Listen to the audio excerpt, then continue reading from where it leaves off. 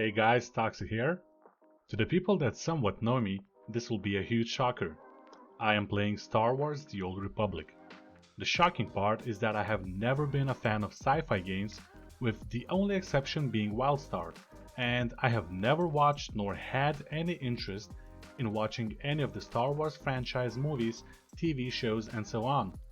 In fact, I am enjoying Star Wars The Old Republic so much that I have even decided to make a video about it so that similar-minded people like me, who were never interested in this game, would give it a fair shot. First things first, I do want to mention that I am nowhere near a master of this game. I have only around 200 hours clocked so far and haven't reached endgame yet, so please take all of this with a grain of salt and do not take it in as a fact.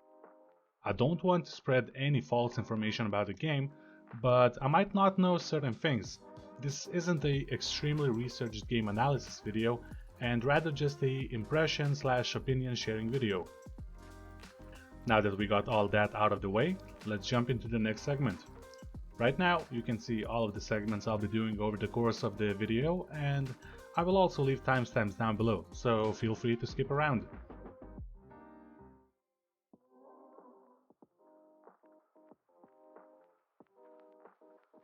The pricing model of Star Wars The Old Republic, in my opinion, is quite fair. I wanna say simple, but it has some tricky parts. Basically, your account is split into 3 tiers: free to play, preferred and subscriber. Free to play and subscriber are self-explanatory, but to reach preferred status, all you have to do is simply make at least one purchase on the store. It can be a $5 currency pack or a subscription, doesn't really matter. Preferred status lifts some restrictions that free-to-play players have, but I won't get into that too much. I will leave a nice hand link down in the description if you're interested in the exact specific differences between the tiers. I am currently a subscriber, but I have played almost 100 hours while being free-to-play, and honestly, I barely noticed. Sure, there's some obvious things like limited training, limited currency cap, but while you're still leveling, enjoying the story and nowhere near the endgame, those things do not really matter that much. The base game that has 8 different stories, plus additional 2 expansions, are all completely free to play. After 200 hours, I have completed 4 of the stories and haven't even entered the expansions yet, so with a clear conscience I can say that there's literally hundreds and hundreds of absolutely free content to enjoy.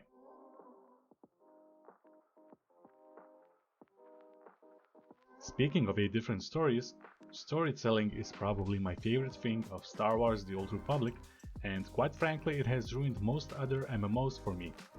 And let me make this clear, I mean storytelling itself, not story. Sure, this is subjective, but I think Star Wars story is not as good as Final Fantasy XIV's, but holy macaroni, the storytelling of Star Wars The Old Republic makes it so seamlessly easy to immerse yourself into it, and that's because of 2 simple things. First, every single thing, excluding action descriptions, is voice acted. If you don't play along, Verk assigns you to the most dangerous patrol routes on the island. It's like a death sentence. Corrupt officers give us all a bad name. Someone should report this guy. And secondly, you have different choices in the story, and those choices have consequences. For example, without spoiling anything, there was a dark-sided option to kill a certain NPC, or a light-sided option to give that NPC my stuff so that they would survive. I chose the light-sided option, and later on that NPC saved my life.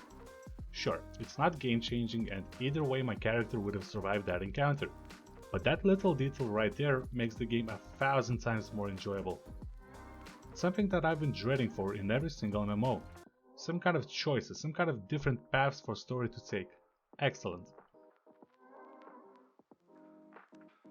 Throughout the story you meet a lot of different NPCs, and some decide to join you on your adventures. They're different across the 8 origin stories, and you also have options to romance them. Each has their own little story quest that you can do, and I think that just nicely adds more depth to the world you're in. I actually cared for my companions. The companions also aid you in combat. You can set them to be either DPS, heal or tank, and you can gear them up, although the gear is purely cosmetical. So in SWTOR, not only do you have to up your own fashion game, You can also play Dress Up Barbie with your companions. The PvP battlegrounds in Star Wars The Old Republic are called Warzones. I've played over 50 unranked matches and it's goddamn addictive. I have never been a person that enjoys PvP and MMOs, I just don't like the stress it gives. But in this game they are short bursts of fun. They're fairly balanced due to gear syncing and there's various different modes so you don't get bored that easily. There's your classic arena, capture the flag modes, pylon control and more. The matches are quite quick and they also provide huge chunks of XP, so a great way to level up. The crafting in Star Wars The Old Republic is fairly basic, but it has a little twist of its own. Instead of doing all the hard work yourself, you put up orders for your crew, which consists of companions that joined you, and they go out and do stuff for you. The process is simple, and the best thing for me is that you can basically just do whatever you were doing, while every now and then just put up an order so that your companion goes to collect some materials or craft some things. I've leveled 3 professions to maximum in a day, and that gave me a good source of in-game money and also some cool transmogs.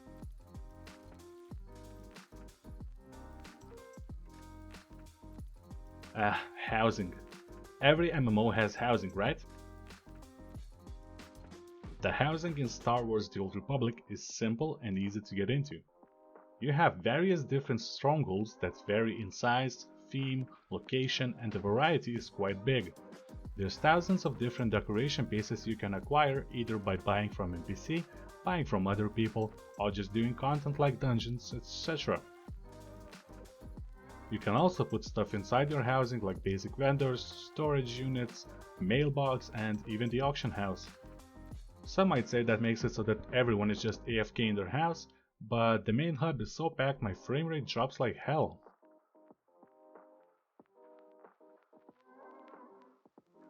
Since now I'm still kind of in the honeymoon period, there aren't too many things I hate, but just off the top of my head.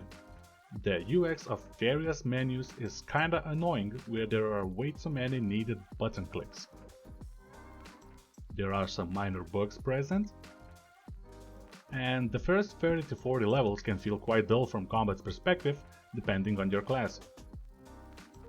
I'm sure as I continue to play I'll find more and more things that I don't like, but honestly I don't really care about that. I've enjoyed the game up until now, and I feel I can easily dish out the same amount of hours despite some minor inconveniences.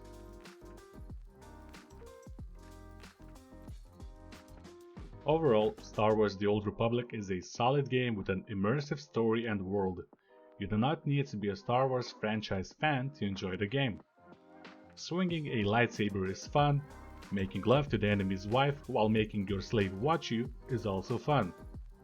If you don't know what to play and just want a nice solid experience, definitely give Star Wars The Old Republic a try.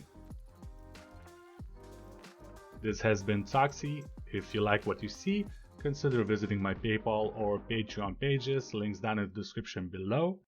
And if you want to share your thoughts or join my little community, hop on over to my Discord server, links also down below. Thanks for watching and have a wonderful day.